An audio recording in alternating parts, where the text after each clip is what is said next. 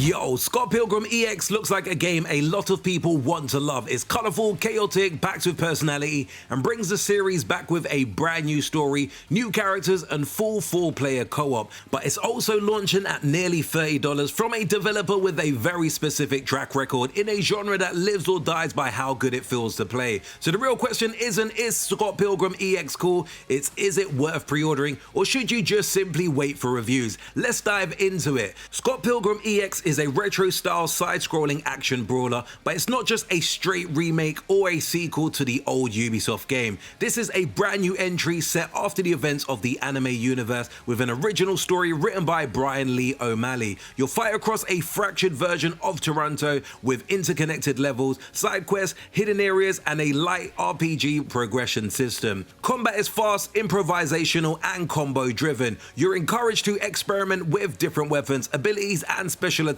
rather than sticking to a single optimal playstyle. There are 7 playable characters, each with their own strengths and combat quirks, and the game supports 4-player co-op, both local and online. So structurally, this is more ambitious than the original Scott Pilgrim game, but ambition doesn't always equal value. So let's talk about why this game is getting attention in the first place. Firstly, presentation is exactly what fans want. The pixel art is vibrant, expressive, and unmistakably Scott Pilgrim. Second, Anna Managuchi returning for the soundtrack is a huge win. Their music was one of the most memorable parts of the original game, and leaning back into that identity makes a lot of sense. Third, the new playstyle characters like Matthew Patel and Robot01 aren't just reskins, they have distinct mechanics, summons, transformation, and crowd control tools that suggest real variety. And finally, co-op. This kind of game shines with friends, and Scott Pilgrim EX is clearly designed around chaotic multiplayer fun rather than solo mastery.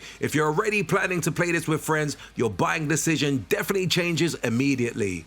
Now here's where the conversation gets a little bit more complicated. Scott Pilgrim EX is launching at $28.99, which puts it in an awkward middle ground. That's not an impulsive indie buy, but it's also not a full price release that comes with guaranteed depth. For side-scrolling brawlers, price sensitivity really matters a lot. At that price, players start asking, how long is the campaign? How replayable is this game? Does combat stay interesting after a few hours? And is progression meaningful or just stat padding? And right now, we don't have clear answers to most of those questions. That alone is a strong argument for waiting for reviews.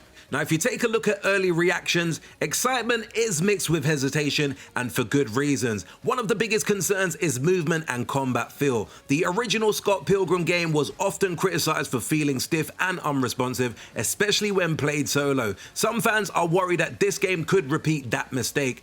Another issue is repetition. Tribute Games has a reputation for incredible art direction and sound design, but sometimes their games struggle to stay fresh mechanically over longer sessions. There is also skepticism around value. A lot of players are already saying that they'll wait for a sale unless reviews confirm that this is a meaningful step forward, not just a stylish remix. None of these are deal breakers, but they are reason to definitely wait for reviews. Now, keeping it real, Tribute Games is a talented studio, but they're not flawless. They excel at visual identity, nostalgia-driven design, and strong music and tone. Where opinions start to split is combat depth, long-term replay value, and whether mechanics evolve enough over time. That doesn't mean Scott Pilgrim EX will be bad, it just means it's not a guaranteed win. And when a game isn't a guaranteed win, in my humble opinion, pre-ordering becomes very hard to justify. Now, let's be clear, there are people who can confidently pre-order this game. You're probably safe if you plan to play mostly in co-op, you're a big Scott Pilgrim fan and want the story on day one, and you value style, music, and vibe over mechanical depth, or you're fine paying for a shorter but fun experience. If that sounds like you, you're likely gonna have a really good time with this game, because this game does look like a really fun game, especially from the trailers that I've seen.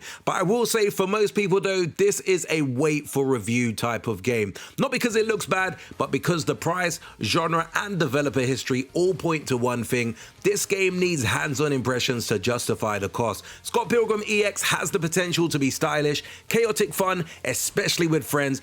But for me personally, until we know how it feels, how long it lasts, and how varied the combat stays, pre-ordering is definitely a gamble. And in 2026, you don't need to gamble on games. If you want a brawler with personality and co-op chaos, keep this game definitely on your radar. Just don't rush the buy button just yet. Anyway, peeps, do let me know in the comments below if you want more videos breaking down whether games are worth tracking, worth waiting for, or worth skipping. And also let me know in the comments below, are you going to be pre-ordering Scott Pilgrim EX or waiting to see how it lands? If you did enjoy this very quick urban gameplay video, be sure to hit the like button. Do subscribe to the channel if you haven't subscribed to the channel before. And until next urban gameplay video, we definitely say peace out, peeps.